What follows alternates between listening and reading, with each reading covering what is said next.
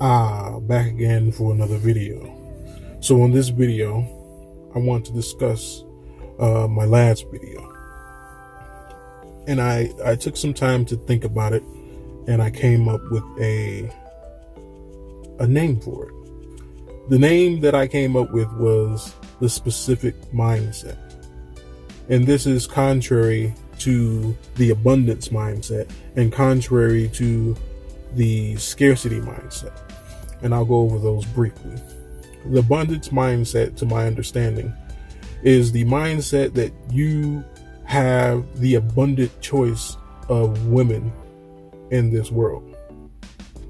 And to me, that pushes a narrative, an underlying narrative, that you have the abundance to the majority as well as a consequence. Now, we all understand that the majority of females are not women. So therefore, the abundance mindset I reject, because of you have an abundance mindset to the abundant type of woman or female, like I said. And the abundant female is not necessarily the woman that is probably going to be for you. So therefore, you should not have an abundant mindset. Nor should you have a scarcity mindset, because this is equally damaging. Because if you have a scarcity mindset, you move in a way that says that you need to procure the first female that comes along. And usually this, once again, is a roll of the dice, and you are choosing your ultimate demise in masculinity. So that leaves us at a point. What kind of mindset should you have if it is not abundant and if it is not scarcity? What should it be?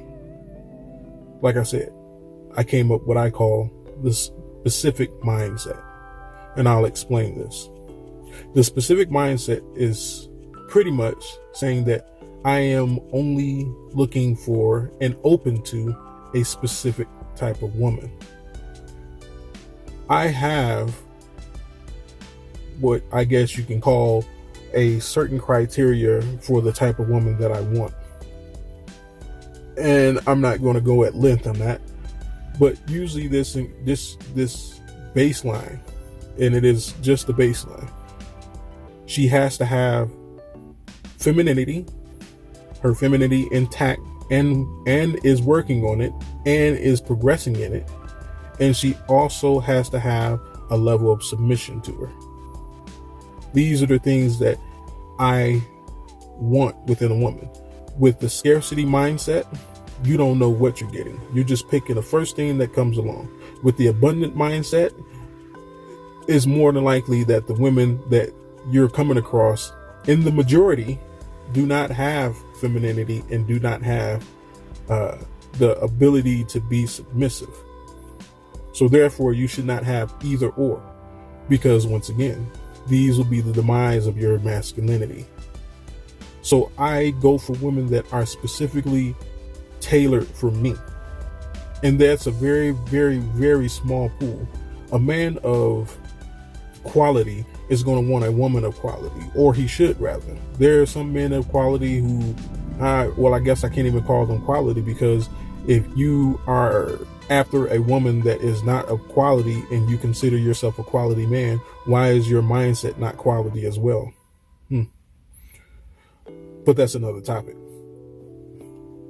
But my point is, a man should not go for any of these mindsets, because you got to remember that these mindsets are talking points that come from the PUA community, which is a dying community as we see it stand today, because black men are going in a position of what is righteous and what is intellectually sound. What is the best rational decision to make?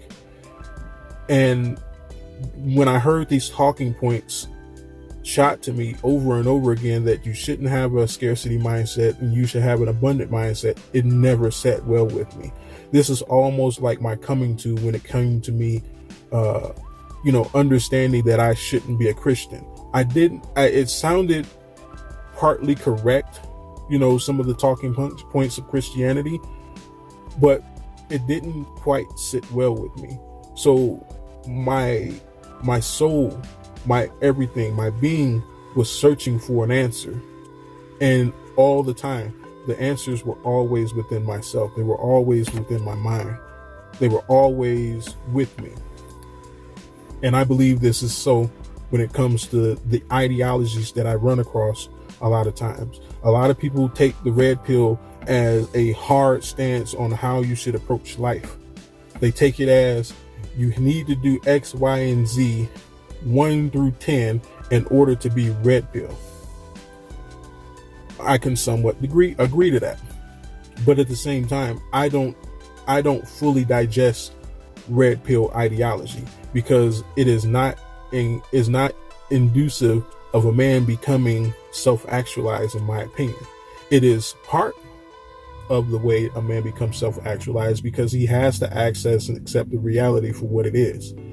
Though I don't believe it is the end-all be-all when it comes to that. There's more things after the red pill that you have to take into account in order to self-actualize. And this is critiquing most everything that you come across and tailor it to how you want your life to be as a man. And this is one of those things. The abundance mindset versus the scarcity mindset. Neither one of them set well with me, because I didn't want to have an abundance mindset because of the things that I listed earlier. And I didn't want to have a scarcity mindset for the same reasons as well.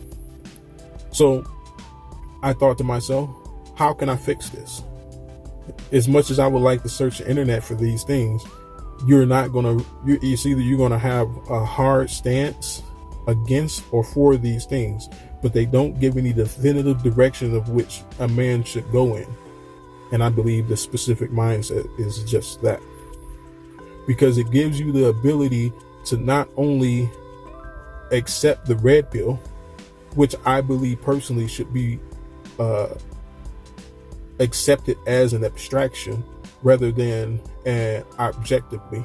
Because if you accept it objectively, then you're gonna have gray areas within your masculinity.